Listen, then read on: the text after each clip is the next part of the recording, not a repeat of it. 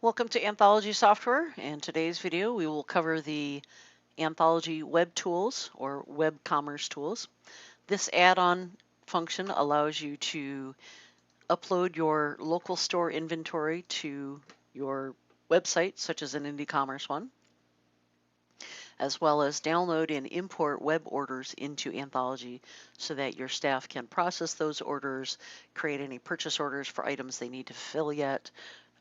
As they process those customer orders, they can then contact your customer to notifying the item is ready for pickup or that the item has been shipped. Once you add on that module, your Anthology tech will contact you with some questions.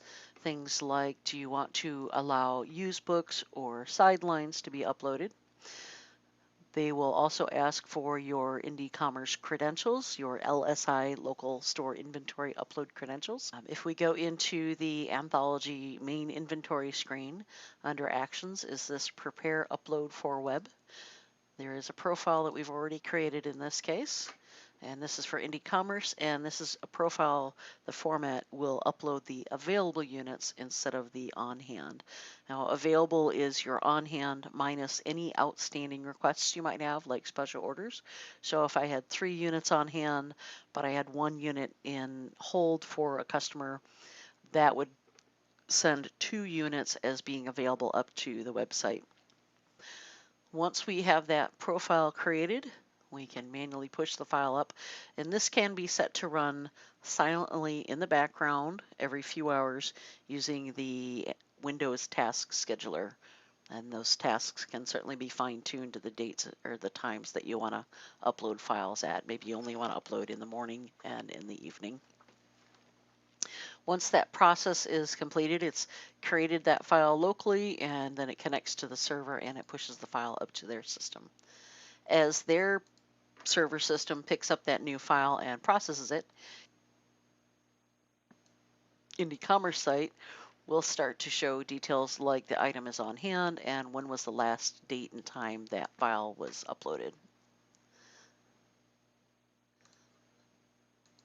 On the flip side is when you go into the Anthology system and either silently in the background it has downloaded those orders maybe on an hourly basis, or you've gotten an email and you wish to pull down a fresh list of files. I can go into my menu here and choose to manually pull down a file. Now mine's already been set, so I can say import, and there it is pulling down the file. It is now showing me details like what customer order number we created to match the incoming order number. Your clerks will start to see this red arrow icon indicating that a new set of orders has been downloaded. And also, if you go into the customer order module, you will start to see those orders in bold font indicating they've not been touched yet. From here, I would go into that order and start to review it. I can see details like the shipping address, if it was different than the billing address, especially if it was meant to be sent to someone else. I can use their name for the attention on the package. The other details that come in are summary details of the orders, showing me things like the order number, the customer's ID number, what date and time the order was created online, other pieces of information, the note the customer might have left about not calling their cell phone, that kind of information. I can always update these notes. I can add to them, add my notes indicating that maybe on Tuesday the order was packaged and on Wednesday morning the order was shipped out the door, or I contacted the customer, whatever level of detail your clerks might want to add to that file.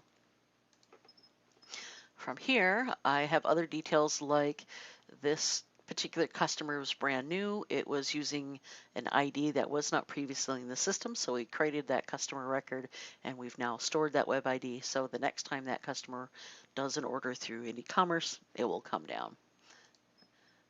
From here, I would process the order. Maybe I need to send the item to a purchase order. I can use the autofill option to quickly calculate and see, do I have enough units on hand to cover this request? For the moment, I'll go ahead and mark that I do. And then from here, I do need to take tenders, so that's F3 take tenders. I have a special tender to record the fact that it's being finished in Anthology, but the money side of it, the credit card in this case, had already been processed on the IndyCommerce website. I'm just using a tender here to track the fact that the order should be completed, and also later if I needed to do any auditing to make sure the two sides balance. So I'll say enter line, post. I can ship now. I can print now if I want. I'll skip that for the moment. So that order is now completed,